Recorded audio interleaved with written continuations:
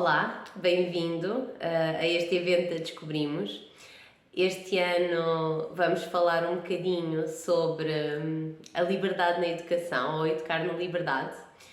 E isso é muito importante hoje em dia, com o sistema de ensino que temos, o termos a liberdade, enquanto pais, professores, educadores, e principalmente tu que estás desse lado, e o estar desse lado faz-me acreditar que cada vez mais há pessoas que querem lutar por uma mudança na educação, e isso faz com que eu acredite e me faça estar aqui, dá-me sentido estar aqui a falar um bocadinho e trazer um bocadinho uma nova perspectiva sobre o que é esta liberdade no educar.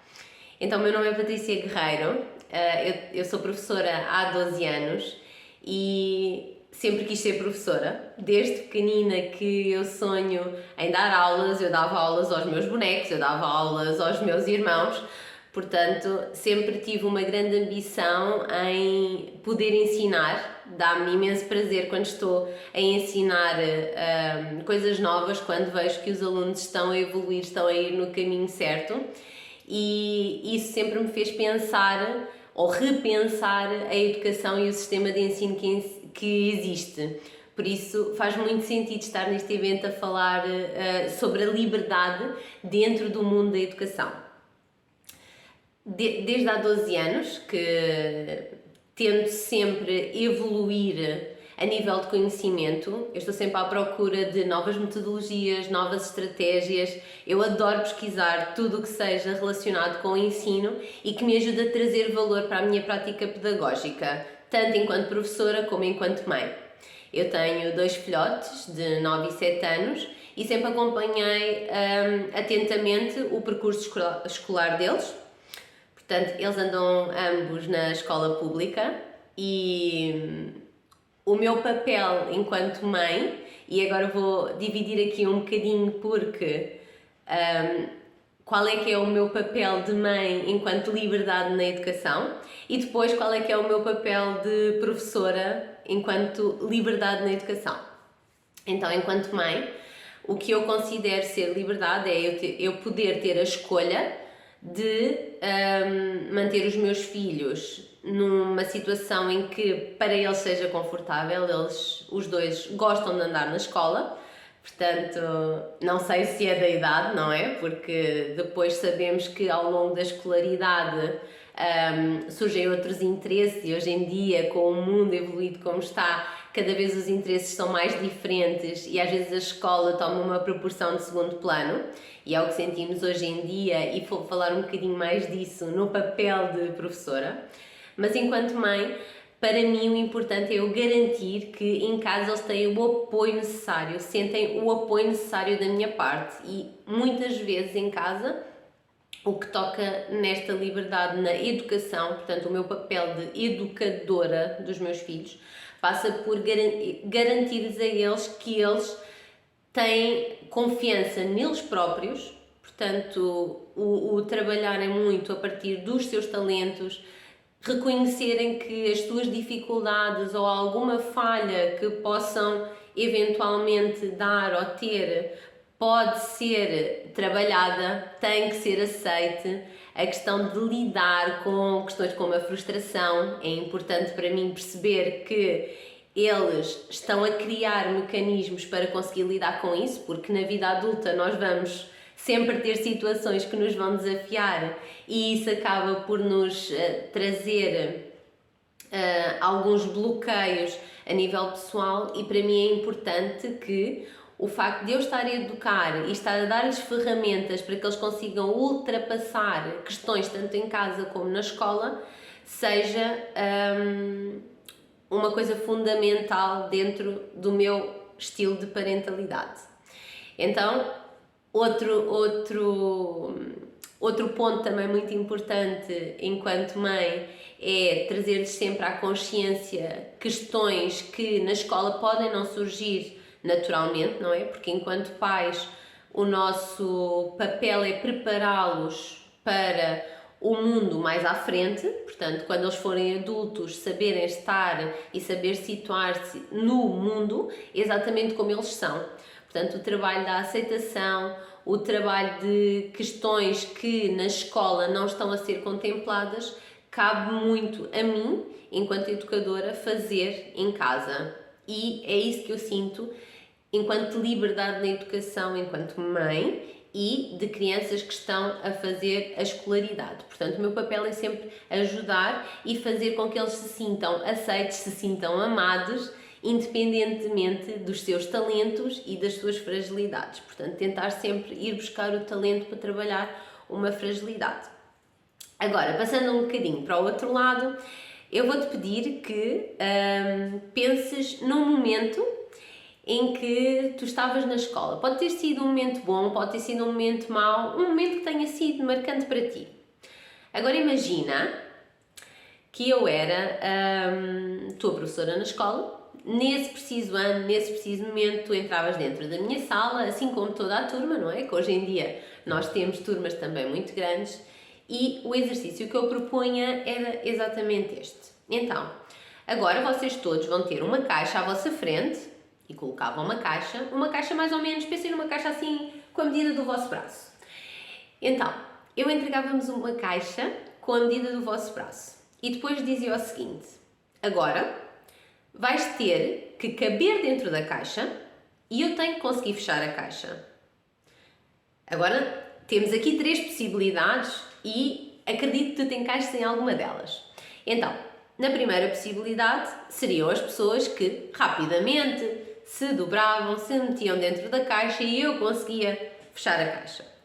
A segunda possibilidade seria: ok, eu nunca vou caber nesta caixa, portanto eu desisto já à partida e nem sequer quero participar na atividade. Depois tinha as terceiras pessoas que, se for o teu caso, estavas a pensar em atos de contorcionismo para te conseguir colocar dentro da caixa. Ok, agora vamos rebobinar e vamos voltar exatamente ao momento em que entraste dentro da sala. E a atividade que eu te propunha, em vez de ser a que eu sugeri anterior, era: ok, então, agora vocês vão ter que arranjar uma forma de caber na caixa. Então, como é que vocês podem caber na caixa? Eu não sei se vocês conseguem perceber, ou se consegues perceber, qual é que é a possibilidade ou o conjunto de possibilidades que esta pergunta traz. Portanto, eu iria ter exatamente as mesmas pessoas que tinha antes, que eram os que rapidamente se dobravam e se metiam dentro da caixa, e eu fecharia a caixa, ou eles fechariam a caixa, porque eu não disse que eu teria que fechar a caixa, ok? Estou aqui já a dar uma dica. Depois, na segunda possibilidade, eu teria também aqueles que desistiriam e diziam: eu não consigo fazer nada com a caixa, eu não consigo caber nesta caixa, e também estaria tudo bem. Portanto, seriam as pessoas que não conseguiriam fazer ou levar a cabo este projeto. Portanto, desistiriam à partida. Agora, eu teria pessoas que teriam ideias incríveis. Eu estou a imaginar já alunos que me diriam: mas eu posso recortar a caixa? Mas eu posso dobrar a caixa? Eu posso desfazer a caixa? Eu posso deitar-me em cima da caixa? Eu posso estar só de pé dentro da caixa? Ou seja, eu abri aqui um leque de possibilidades para todos aqueles que a criatividade é pensar fora da caixa. Ou seja, liberdade na educação para mim é nós conseguirmos que todos eles usem as estratégias que lhes são possíveis para chegar a um determinado resultado.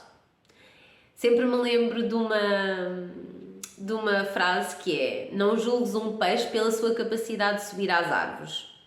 E o mais incrível é que hoje em dia nós julgamos todos os alunos exatamente pelos mesmos parâmetros.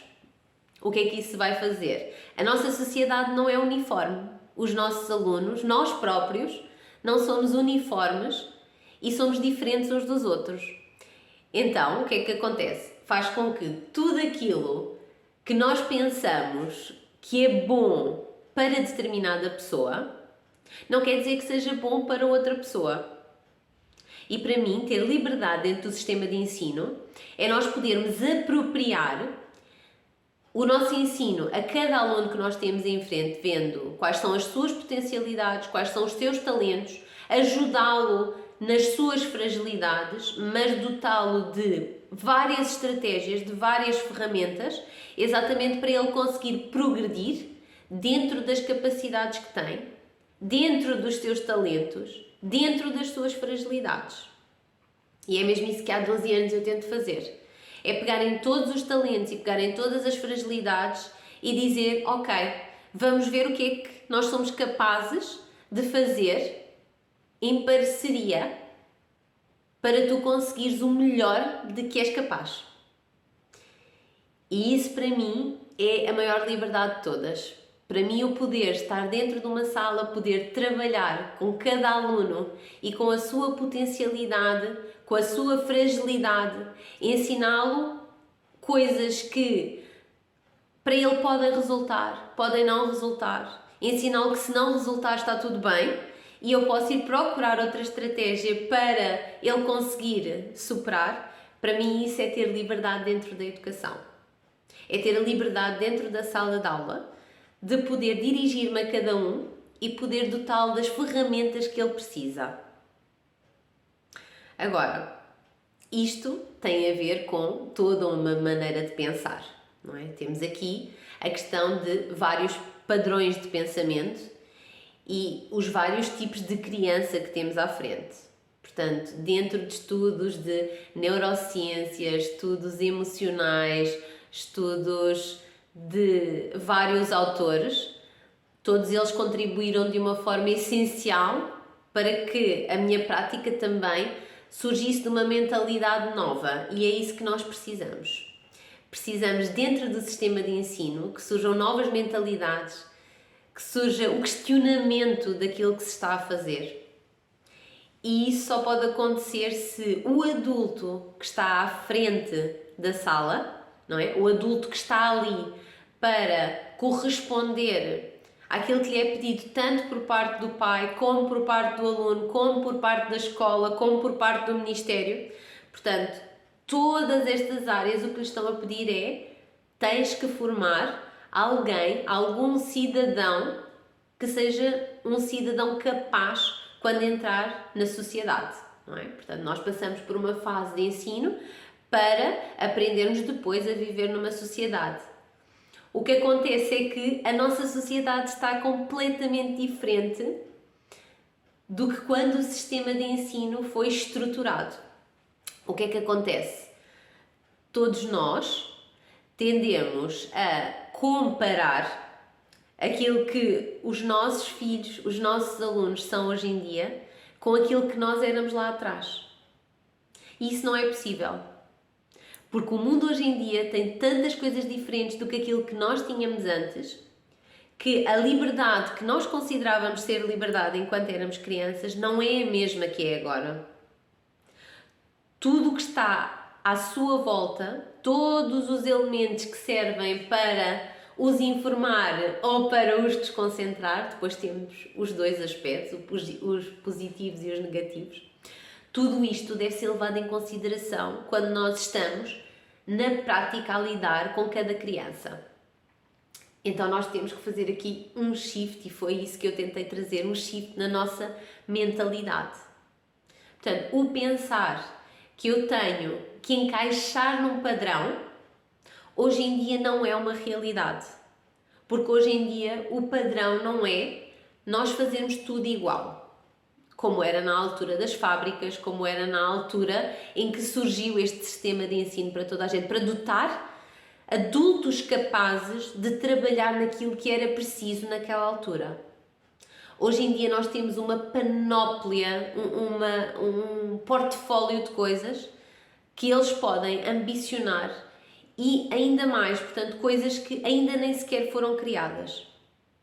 E com tantas biografias que nós temos, de génios, de pessoas que pensaram mais além, cada vez mais é fácil nós pensarmos que dentro da nossa sala, dentro da nossa casa, nos nossos próprios filhos, pode haver esse tipo de mentalidade. E é importante nós não formatarmos da maneira que a nossa visão acha que está correto, mas tentar dotá-los de pensamento próprio e de ferramentas que lhes permitam chegar mais à frente naquilo que ele quiser ou que ela quiser. Portanto, o mundo é completamente um mundo para descobrirem coisas novas, e a criatividade, ao ser desenvolvida, ao serem dotados de ferramentas, ao serem dotados de estratégias que os possam ajudar no futuro, é muito mais fácil depois nós termos adultos que são comprometidos com aquilo que querem fazer, mesmo dentro da escola. Ou perceberem que o papel da escola é construir a personalidade, é construir o caminho, é ensinar a trilhar o caminho que eu quero percorrer e não um fim por ela mesma. Eu não tenho que saber dizer quais são as partes de um sismo, quais são as partes de um vulcão, quais são as etapas de um sismo. Eu preciso de saber estudar sobre isso. Eu preciso de saber perceber a história e todos os acontecimentos para que não aconteça no futuro. E hoje em dia tivemos exatamente questões que nos fizeram pensar em momentos históricos. Por exemplo, a pandemia que houve. Já houve uma pandemia igual. Já houve várias pandemias iguais. Uma das quais se estuda a peste negra, por exemplo. E a maneira como se lidou neste momento, que foi tão mais rápida do que como se lidou há séculos atrás. Também temos a questão das guerras mundiais, não é? Tudo o que está a acontecer à nossa volta, o que é que influencia, quais são as características sociais, quais são as características políticas, económicas, e é isso que eles têm que aprender na escola. É aprender a olhar para tudo aquilo que lhes é ensinado de uma forma crítica, para que eles consigam construir uma forma de pensar autónoma, uma forma de pensar independente e uma forma de pensar que os ajuda a avançar no seu caminho, e não só que enche o cérebro de factos que eles consideram que nunca mais vão utilizar. Aqui a memorização tem que ser vista como uma ferramenta para, no futuro, isto vai-te ajudar. Treinar a memorização, treinar a quantidade de reações que existem no nosso cérebro é importante, porque quando estamos a trabalhar, quanto mais exercícios nós fizermos de memorização, mais rapidamente nós vamos chegar a uma ideia, mais rapidamente nós vamos encontrar uma solução. E é isto que eles precisam de perceber da escola. E é isto que é preciso o adulto passar para o outro lado. Nós, enquanto empresa, portanto, eu tenho um centro de estudos e nós trabalhamos muito esta consciência do aluno como um todo, trabalhamos muito a relação com os pais. Este ano nós decidimos abrir também uma academia para pais, e esta academia depois será divulgada agora depois do evento. É uma academia que pretende também dotar pais, educadores, todas as pessoas que estejam dentro da área de ensino, todas as pessoas que queiram conhecer estes temas, dotar os pais de uma maneira de pensar que se calhar nunca tiveram vindo dos seus pais, uma parentalidade mais consciente, uma parentalidade consciente mas real, que é isso que muitas vezes trava alguns pais na entrada em processos como este, ou alguns professores, porque o síndrome que nós temos do perfeccionismo, que às vezes vem de teorias que se estudaram, é que nós temos que fazer tudo certo. E nós não temos. Falhar é humano, errar é humano. Nós temos que aprender com o nosso erro e nós temos que lutar por isto para que as nossas crianças também consigam desenvolver estratégias e desenvolver isto mesmo nelas. O falhar, para mim, não precisa de ser um erro. O falhar precisa de ser algo que me ajuda a aprender a avançar. E isto para nós é muito importante e é nisso que vai incidir um bocadinho a nossa Academia de Pais. Depois podem pedir mais informações. Quero agradecer imenso o convite, espero ter-vos ajudado a refletir sobre o sistema de ensino, sobre o que é que pode ser educar para a liberdade, e espero que desfrutem muito destes dias de formação e das palestras incríveis com as pessoas incríveis que se juntaram. Obrigada!